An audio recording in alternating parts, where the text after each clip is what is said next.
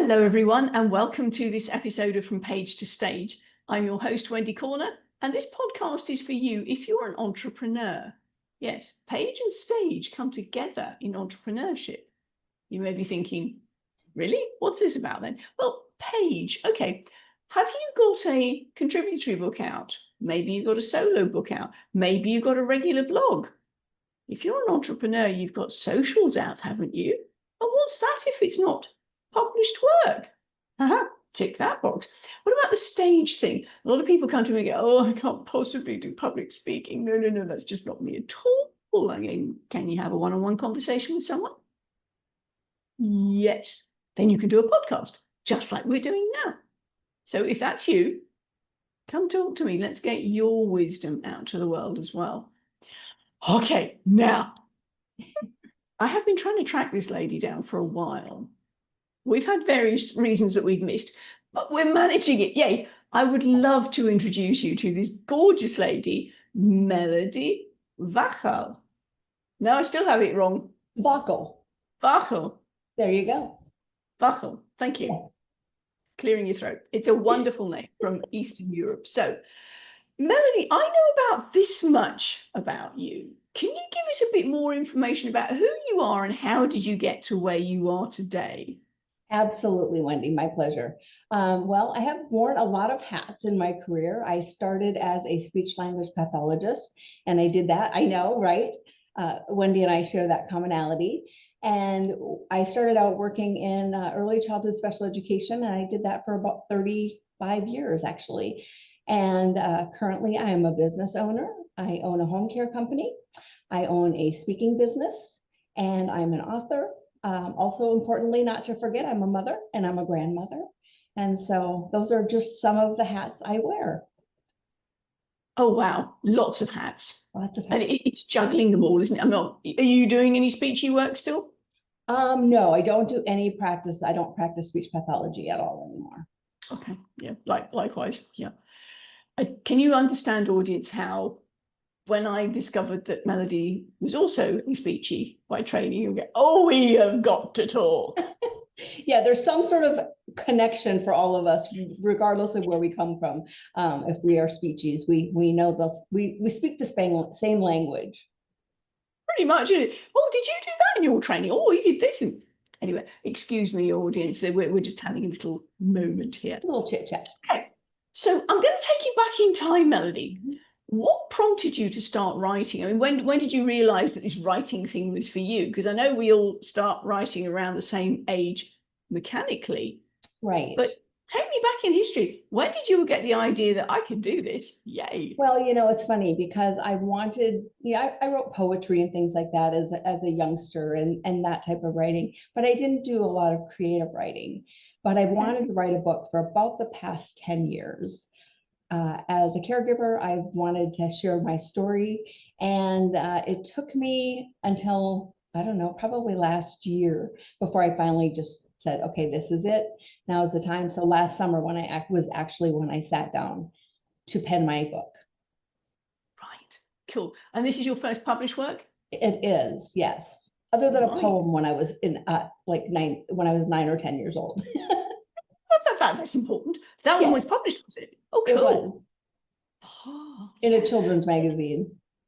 Oh, fantastic. This is some of the things I've been pulling out from some of my guests. I had one lady who, like you, who was writing poetry through school. I had one lady who did set up a play, and that's actually hit the stage. And she did that when she was 9. That's amazing. Okay. So I find it fascinating when people get the idea that, oh, this writing thing, I can do this. Yay. Brilliant. So you come to the published work, apart from your poetry, relatively recently. Correct. Yeah. So what prompted you to start writing? I think because I had a story I wanted to tell. I've been a caregiver for almost 30 years, and I didn't understand the importance of the role I played until I needed a caregiver myself following a very serious accident.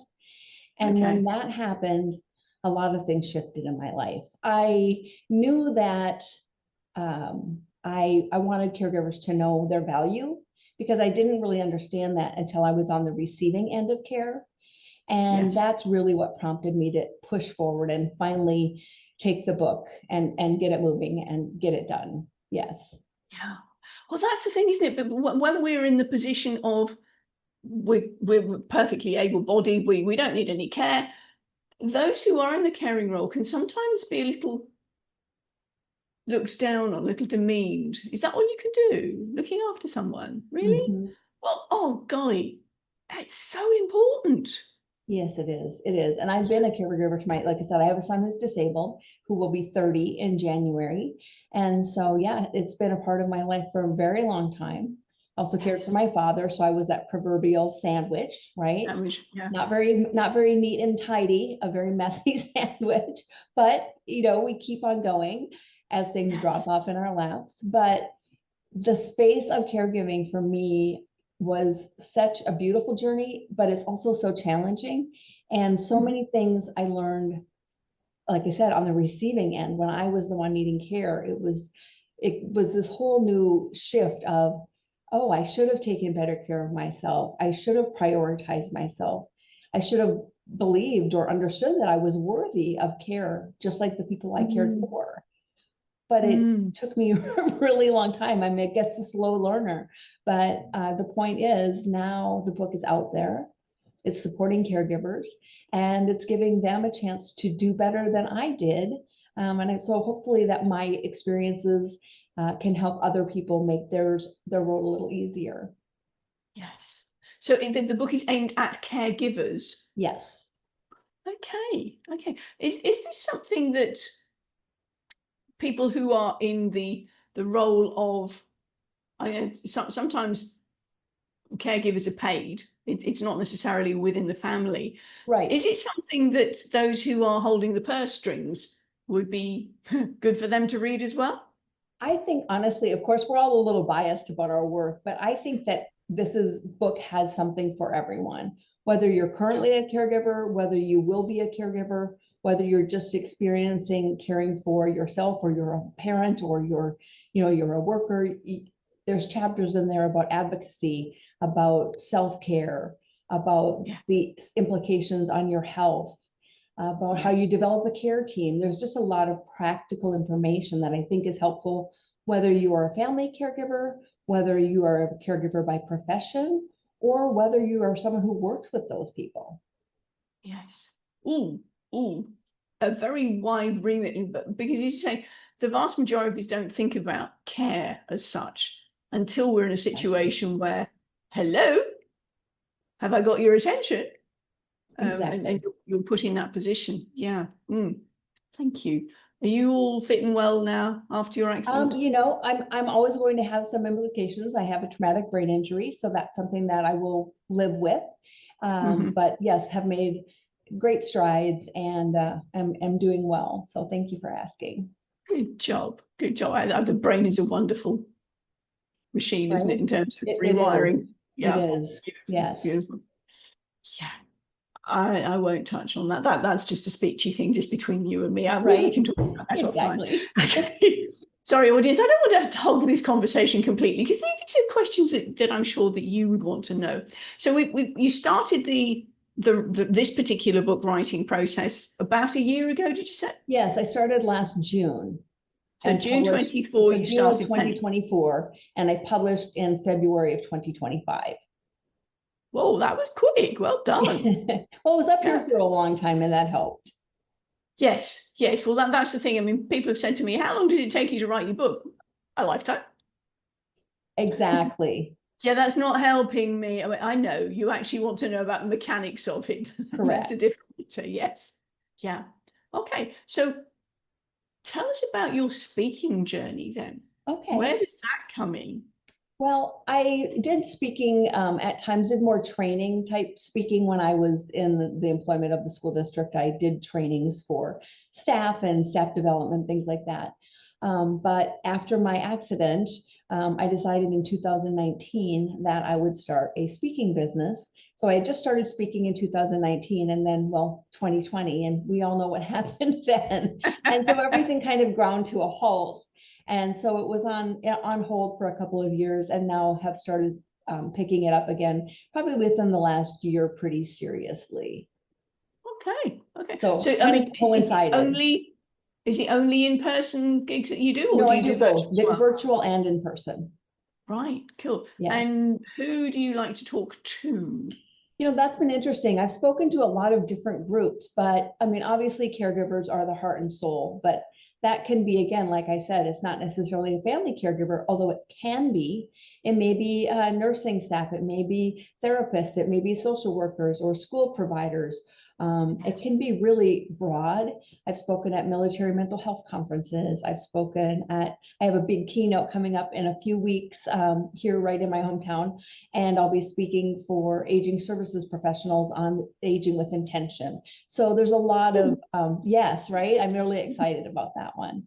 So it's a pretty broad audience, but the message kind of remains the same, which is that you're worthy of care and you're worthy of the attention you pour into your work or your family or your, relationships. It's all kind of tied in there. So I think that there's always little nuggets that other people can take away when I speak, even if they're not currently a caregiver. Yes, yeah, because that's the thing, isn't it? We're all. I was talking to somebody yesterday whose daughter has had a really serious illness, and they thought she was checking out. And I was saying to her, when I knew this was going on, I would keep in touch with her about how the daughter was doing, and they'd go, "And you? How are you in this?" Yes. Oh, no, how are you? Well, and Because sometimes people ask you that question, and when you're a caregiver, you instantly, you do that. You respond with, well, this is what's going on, and we're figuring out this, and this is happening. And then it's like you've sort of morphed into one human being because you are so intentional about focusing on all the needs that your loved one or the person you're caring for has, that you sort of forget who you are in that equation. Yeah. It's easy to do. It is, isn't it? And then not only are you losing track of who you are, but you're, as you point out, you're losing track of, am I worthy to receive care? Exactly. The self-care, the care from other people. Oh no, I'm doing this, I'm doing this, I'm doing it. Yeah. And you feel guilty. You feel guilty if you take any time out for yourself because you're supposed to be focused on the person who needs you. Right? We need ourselves too. And there's no one else that's going to step in and be a champion for you. So you have to be your own champion. Exactly. I mean, it's the old adage of you can't pour from an empty cup. Yeah. Exactly. I liken it to a candle that's burned all the way down until there's only that little charred wick. And every time you try to light it, you only get smoke and never flame, right? Yes. Yes. Yes, I talk about burning the candle at all three ends. Because I've been there so many times. Okay, so we've talked about your writing career, we talked about your speaking career. So tell us more about this book, because I'm seeing it behind you, and you've got a copy to flash up for us as well. Yes, I do. Here's one that shows better, maybe. Beautiful. So it's called Still I Rise, A Guide to Navigating the Caregiver Journey. And it's really a combination. I call it a braided tale. So it's stories of my journey as a parent, my journey as a person who needed to heal from an accident. So that piece is in there. But then there's also that space of cautionary tale. This is what I did and could have done better. So I'm going to gift this to you now, right? That you can hopefully take it forward and then again, continue to pass that forward. And then there's also being, a person who loves data. There's a pre-test, there's a post-test, and every chapter has reflection questions and journal prompts and action steps. So you're actually actively moving through the process of the journey as well. So it's something like, yes, mark it up, write in it, draw on the margins. And then what's also kind of interesting about the book is it has QR codes. So at the beginning, there's a message from me. There's a little section where I walk you through a specific tool that I use. There's a guided meditation. There's hopes for my readers. So it's kind of fun because then I feel like the readers get to know who I am. Yes. Those QR codes are really special, aren't they? Because you can keep changing them up so that your audience is going, oh, what's she doing now? Bing! Oh! And you can keep the engagement going. Yes. 100%. Very important, very important. There are QR codes in the book as well. Yes. It's a great idea. Yes, certainly is. Certainly is. So this book came out in February this year, Yes. 2025. Oh, okay. Okay. And it's available through Amazon. It is. It is. I did stores? hybrid publishing. So my publisher was out of California, and it did very well on launch day. I hit #1 in I think 5 or 6 categories. So that was amazing, like so exciting. But yes, I have it as a paperback. It's available as a Kindle, and also as of this summer, it's now available as an audiobook as well. Oh, you've done it. Yay. Yes, I did not choose to narrate it, but I did hire a narrator. But the audiobook came out this summer as well. So I have it in all the forms now. Ooh, I will be checking that out. Yeah, and my narrator did a wonderful job. I was very happy with her bringing my story to life in that way. Love it, because the Hoarder book that I was showing you earlier, I'm in Mexico at the moment. So audience, if you don't know that I'm dotting around all over the world, at the moment I'm in Mexico, and I was talking to somebody who's said, well, how's life going? I said, oh, I've just produced this book. He picked it up, looked at the back and went, oh, you've got an audio book. Can I get the link? Can I get, when it's done, yes. Right. That's my next job after the one that comes out next week. I will be recording the audio for good version. Good for you. Yes. I decided, like I said, I decided to delegate that elsewhere, but because done is better than me doing it sometimes, because I have a lot of irons in the fire. Yes. You've also got a heavy workload, haven't you? Or care load. Yes. Yeah, absolutely. And audience, if you're not already aware, an audiobook is quite a different matter, because the bots at Audible don't take prisoners. The quality control is really tight. It's very tight. You are to record at the same time every day, under the same acoustics, under the same levels of hydration, because if you try and do it in a one, your voice quality changes through the day. And not everybody realizes that. So you can't read it all in one go. You have to spread it out. Well, and as a speech pathologist, right, we know that the vocal cords and our voice is an instrument. And as a speaker, I'm like, okay, what makes more sense? I'm going to preserve this instrument for my speaking engagements and allow someone else who has that skill set. Plus, it was far easier to just say, here you go, off you go. And she did a wonderful job. So I'm really pleased with that result. I'm really chuffed that you got that done. So well done, Melody. Fantastic. Thank you. Fantastic job. So I've got to ask the question. Yes. Are there any other books percolating under there? You know, I have not written really since I published, and I'm missing it dreadfully. And so there definitely are. I'm trying to offload a few things on my plate, and with speaking, obviously, as you know, it's busy. I have 6 events between now and the end of November, so that's a lot on top of my day job. So I do envision myself writing again. I have a project that I'm contemplating with someone as a joint venture, and then I'm also looking at some more caregiving books. I'd like to write something about what to do when caregiving ends, as a thought I have. Because I think that's a space that a lot of people don't think about. And when that shifts over and you're no longer caregiving for someone, it can be a total disconnect of, who am I now? What purpose do I serve? What am I supposed to do next? Especially if you are in a space of full-time caregiving. So I think that's something I'd like to look at. Plus, I have a lot of thoughts in mind on terms of even just small things like little tidbits of, maybe self-care cards or journals or something like that. I mean, forgive me for sharing a little bit of personal stuff. My husband was mentally unwell, and I wasn't a full-time carer, but I was in a caring role. So when I came home to find him dead, that was wife and carer dunk in one go, and you're going, okay, that's 2 hats off. Now what? Because they were very significant hats. So yes, and it's one thing if you, there are 2 different schools of thought with grief, as you know. When you can see it coming, you can anticipate it. You've got anticipatory grief, but it still hurts when it actually happens. Exactly. And that's always going to be the case. So whether you can see it coming or whether it's just a Exactly. yeah. And I do think that space of grief and loss, I lost a child who passed away. She would be 30 years old. And so I think that space too of what parents, grieving parents, and how you work through that process is something I'm curious about as well. So there's a lot of, I guess, little connections to parallels to my life, I think, because I think it makes sense to write what you know.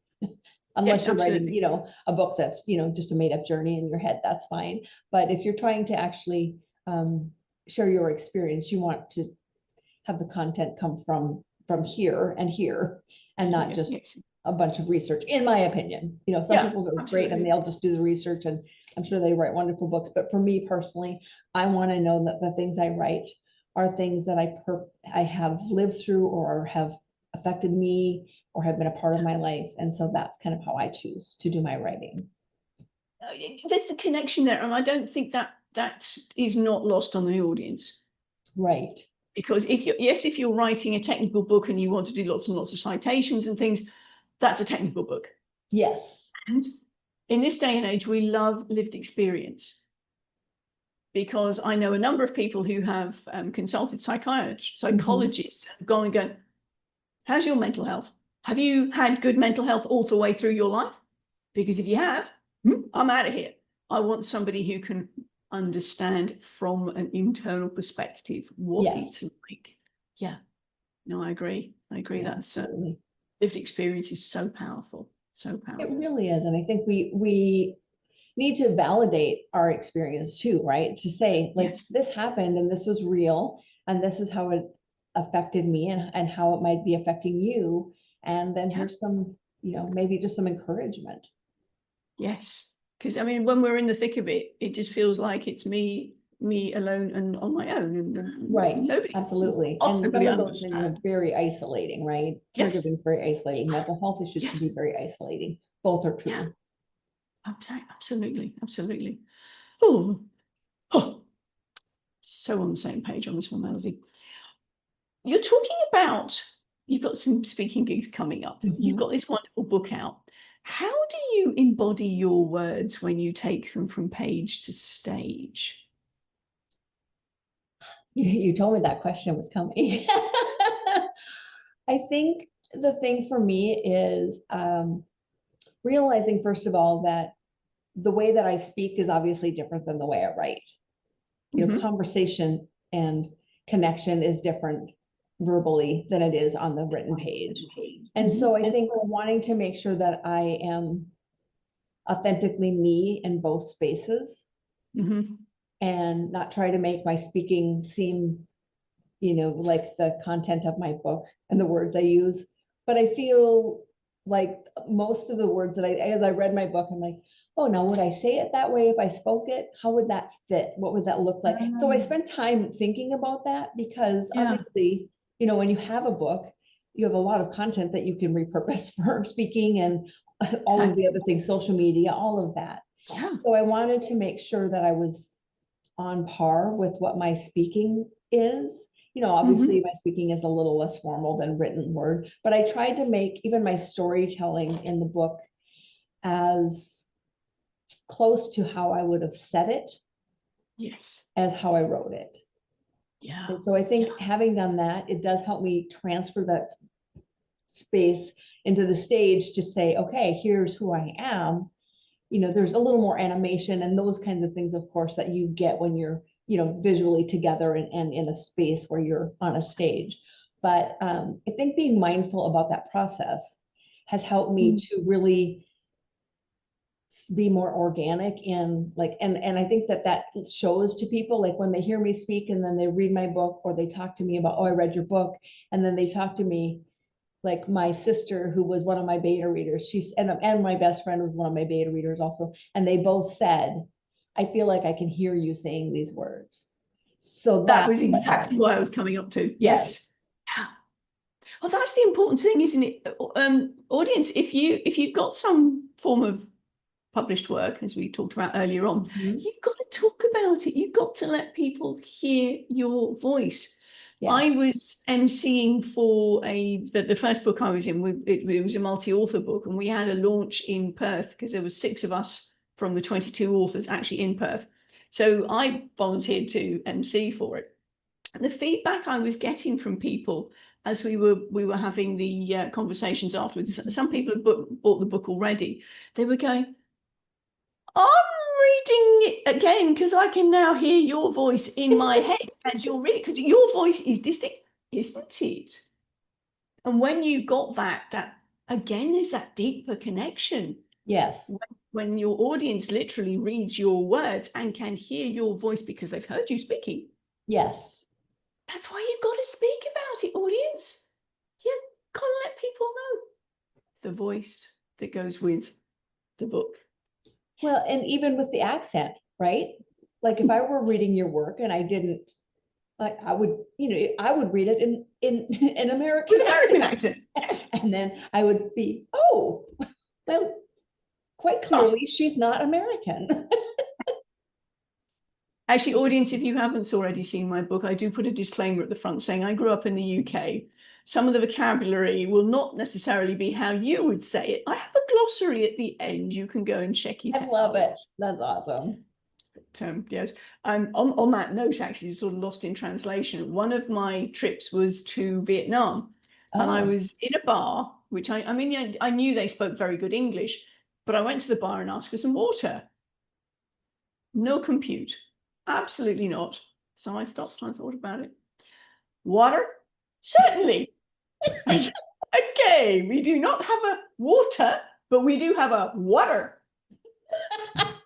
Very good flip there. Well, I'm just thinking because I'm hearing them all with American accents. They've obviously learned their English from watching American things or having American teachers. Sure. So that's when I went, okay, we speak the same language. Not quite. Good point. I love that. That's awesome. That's going to be one of the tales that comes out in my second book in the series, which is The Adventures with 20 Kilos. Love it. So, audience, if you're clueless to what I'm talking about, I've got a book series coming out called My Life with, Letting Go, Living Lighter, and it's about my life with 20 kilos. That's 44 pounds if you think in American. That was going to be my next question. I can't convert. That's okay. That's okay. That's the contents of my suitcase. I don't have a home anymore. It's only my case and my backpack for my tech. So this is why the adventure can be fun. What a brave thing to do. Yeah, it is fun. I mean, at 60, you go off around the world and nobody else with you, and you go, oh, okay, this is fun. So yes. You're far braver than I, my friend. Thank you. Thank you. Brave suggests an element of danger, and I'd rather not think about the danger element. How about curious? Oh, absolutely. Curious and courageous, maybe, but I will drop. That's my map of the world, audience. And I appreciate that for you, brave might be a perfect word. just let me out there. Okay, so we talked about what prompted you to start writing. We talked about your speaking journey. We've talked about this wonderful book that's out, and yes, I'm going to go and look it up on Audible because I love to listen to things. And particularly now I've heard your voice much clearer. It'll be interesting for me to pick up on the narrator's voice. Love it. And we've talked about how you embody your words from page to stage. As we're winding up then, Melody, have you got any final words of wisdom for our entrepreneur, authorish audience? Yes, I absolutely do. The funny thing is, and I've said this before, I know no more now than I did before I wrote my book, right? I'm essentially the same person. I mean, we all grow and learn every day something, but by having published my book, it has opened up an incredible horizon for me. I've had podcast, opportunities. I have had a growth in my speaking engagement. I have people reaching out to me now. I had an amazing experience just a couple of weeks ago. I was actually at a health fair for my home care business, and a woman, I had my book out because I was going to give away a copy as a door prize, and so they would sign up, and I thought it was perfect. And this woman came around the corner and she was like, "Are you Melody?" She said, "Someone gave me your book and it saved my life." And she had just started caregiving, and it was the most amazing moment. And that never would have happened had I not stepped out and done the thing, right? Yes. Written the book, gotten it out into the world. And it does open a lot of opportunities for you, and it does position you differently than someone who doesn't have a book. So if you have it within your power to put words to paper, it behooves you to do it, because you will see, if you follow through and do all the other things as well, right? The social media, all of those, it will make a huge difference. And there's a difference of how people perceive you when you have a written work that you've created. It is a difference, and seize it.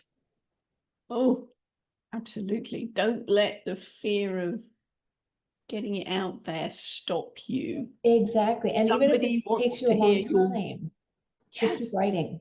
Just keep writing. Yeah. And one of the things I say to some of the folks who come to me going, "I'm dyslexic, can't do that." They go, "You got one of these?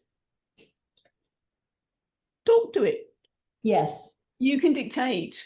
You can put it through a transcription app. Yes. These days, there's no problem at all. Okay, it's not going to be perfect, but it's then enough of something that you can hand to an editor and go, "Make sense of this, would you?"